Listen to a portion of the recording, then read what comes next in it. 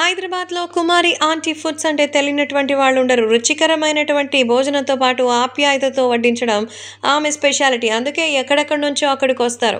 ఎంతలా అంటే ఆమె కోసం వచ్చేటువంటి ఫుడ్ బ్లాగర్స్‌తో ఆ స్ట్రీట్ మొత్తం బ్లాక్ అయిపోతుంది.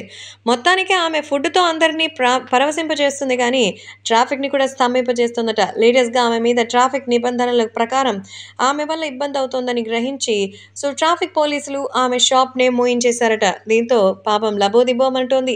న్యాయం చేయాలని కోరుతోంది. ఏ బ్లాగర్ చూసినా ఆమె దగ్గరికెళ్ళి వీడియోలు చేసి పెట్టడమే. అంత ఫేమస్ మన కుమారి ఆంటీ. అందుకే ఇప్పుడు తాజాగా కుమారి ఆంటీ హోటల్ ఎత్తివేతపై తెలంగాణ సీఎం రేవంత్ రెడ్డి కూడా స్పందించారు. ట్రాఫిక్ రద్దీ, ట్రాఫిక్ జామ్ కారణంగా కుమారి ఆంటీ స్ట్రీట్ ఫుడ్ హోటల్‌ని పోలీసులు తొలగించారు. ఈ విషయంపై విమర్శలు రావడం, సోషల్ మీడియాలో పెద్ద ఎత్తున ఆమెకు సపోర్ట్ రావడం సీఎం రేవంత్ రెడ్డిని స్పందించేలా చేసింది.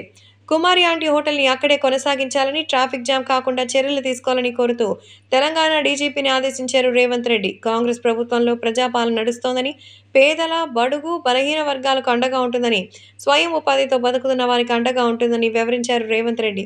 కుమారి ఆంటీ హోటల్ నిర్వహించుకునే విధంగా ట్రాఫిక్ పోలీసులు అనుమతి ఇవ్వాలని స్పష్టం చేశారు. ఈ మేరకు CM Revanth Reddy CPRO Ayodhyareddy X ద్వారా పోస్ట్ చేశారు. మొత్తానికి కుమారి ఆంటీ హోటల్‌ని వేరే చోట పెట్టిస్తారేమో, లేదంటే కొద్ది రోజులు సపోర్ట్ చేస్తారేమో అని అనుకున్నాం కానీ, ఆమక్కడే పెడుతుంది. మీరే ట్రాఫిక్‌ని తప్పించుకోవాలని పోలీసులకే ఎక్స్‌ట్రా పెట్టాడు రేవంత్ రెడ్డి. మొత్తానికి రేవంత్ రెడ్డి గారు చేసిన పనికి పోలీసులు పాపం బాగా ఫీల్ అయినే ఉంటారు. అలాగే మన ఫుడ్ ఆంటీ మాత్రం పిచ్చ పిచ్చ హ్యాపీ. నిజంగానే కుమారి ఆంటీ ఫ్యాన్స్ మాత్రం పండగ చేసుకుంటూ రేవంత్ నిర్ణయానికి సాహో అంటూ సలాం కొడుతున్నారు. ప్రస్తుతం రేవంత్ రెడ్డి పేద, బడుగు, బలహీన వర్గాలకి, మహిళకి సాధికారత కోసం పోరాడుతున్న ఆమె స్వయం కృషితో చేస్తున్న ఆ పనిని గౌరవించాలని, మహిళల పట్ల ఆయన చూపించినటువంటి ఎంతో గౌరవానికి అందరూ కూడా మెచ్చుకుంటున్నారు.